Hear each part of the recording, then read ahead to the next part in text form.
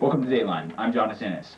In tonight's episode, we'll be covering the working class and events concerning the working class. Our first piece is done by Jim Talbot when he interviewed Lamar LaFonte Edwards from a textile mill in North Carolina. In today's society, working conditions are horrible. In the 1800s, the great demand for workers was met by the flood of immigrants. By 1900, one-third of the industrial workers was foreign-born.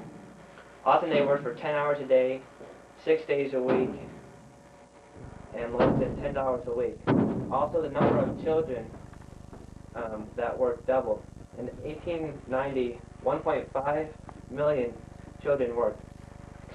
Right now, I'm inside a textile mill in North Carolina, where the ratio to children and men are 1 to 4. I had a chance to interview one of the children. When do you work, Lamar? I work 12-hour shifts, often at night, a little repeating today. But you see, it don't matter when you're down here working in the mine shafts, or it don't matter what age, sex, or race it is, because they're all going to labor long hours for little pay. Where do you live? I live in a place called a company town. That's a place where the company owns all the businesses, and they own all the housings where like people like me, where I live. How do you get paid? I get paid like a little thing called a scrip. A scrip is like little paper money that can be used like to pay for my rent and buy goods at company stores. I can buy goods like this. See this gold chain here? You see, I was barely even able to afford this. So, you know, little pay. Okay, thank you very much. All right. Thank you, Jim. Union workers known as the Knights of Labor have begun something that people refer to as the Great Upheaval. Now, the Knights of Labor have formed a union to fight for workers' rights. The Knights' growth in popularity has caused workers to speak out across the nation. This footage was taken a few years ago in 1886 at the Haymarket Riot in Chicago. There's the Haymarket Riot behind me, and oh my God, oh my God, the mayhem, oh the pain, oh my God, help us, somebody help us, oh my God. It's just total mayhem out here. Just total mayhem. Somebody help us get the police. Oh my God. What the hell's going on? Oh God. Oh God. Help us. Oh my God. Oh shit. People were led by anarchists for a short while. Employers struck back with blacklists or lists of union supporters. Blacklisted people couldn't get jobs. Workers were forced to sign yellow dog contracts saying they wouldn't join any unions. When these failed, companies had lockouts barring workers from the plant. They brought in strikebreakers instead.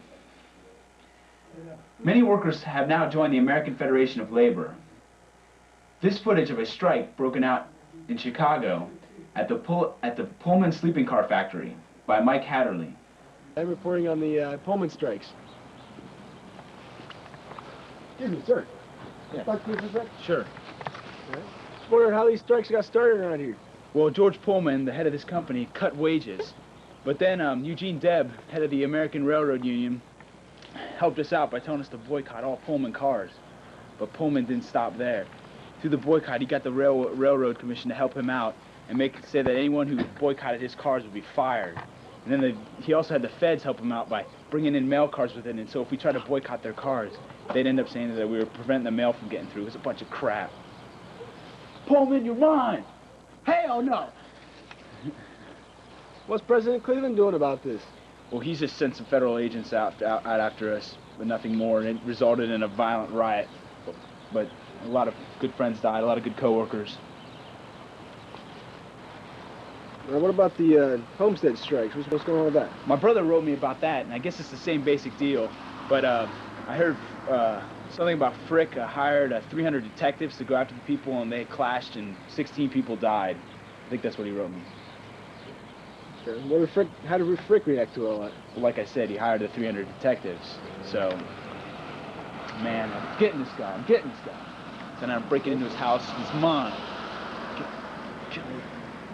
Hell no, we won't go. All right. Back to you, John. The cities were not the only places crowded with problems. The country as well had its problems of its own. Farmers were having terrible times when supply exceeded demand. Nick Brown did an interview of a farmer in the country. This is Nick doing the farmer's plight. What did you and your family do when prices tumbled on your crops and animal raising as a result of supply exceeding demand?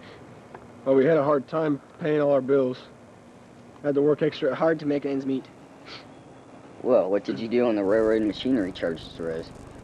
We had trouble shipping our goods and buying machines for collecting our crops. Did you have to buy extra land to raise your crops? Yeah, I purchased 20 more acres. Did you have to borrow money for this land and equipment? Yes. Are you still paying off your debt? How long do you think it'll take? Yeah, I'm still paying it off. It'll take about 15 years. Did anybody you know become a cooperative member? Yes, my brother became a cooperative member. How is his life different from yours? He sold his products directly to his big city markets and bought farm equipment and other goods in large quantities. That'll be all. Next, we'll have Aaron Fisher. John, as you can see, we're hard at work in the newsroom to keep you updated on the outcome of the 1896 election. Oh, wait a minute. William McKinley had just beat out William Jennings Bryan to become the 25th president of the United States. Bryan, who had beat out current President Grover Cleveland for the Democratic nomination. Unlike past elections, this one was focused on two central issues, the new Populist Party and silver. The gold standard of backing money by actual gold was not as big an issue as it was in 1892. The newly formed Populist Party had also elected 3 senators, 11 congressmen, 3 governors, and numerous state representatives. Although former President Grover Cleveland pulled the U.S. out of the biggest depression in years, he failed to become reelected because mainly of the Sherman Silver Purchase Act and the Bland-Allison Act, which failed miserably. This has been Aaron Fisher, live from the newsroom. Now back to John. This is Jonas Innes. Thank you for watching Dateline. That's the news, and I am out of here.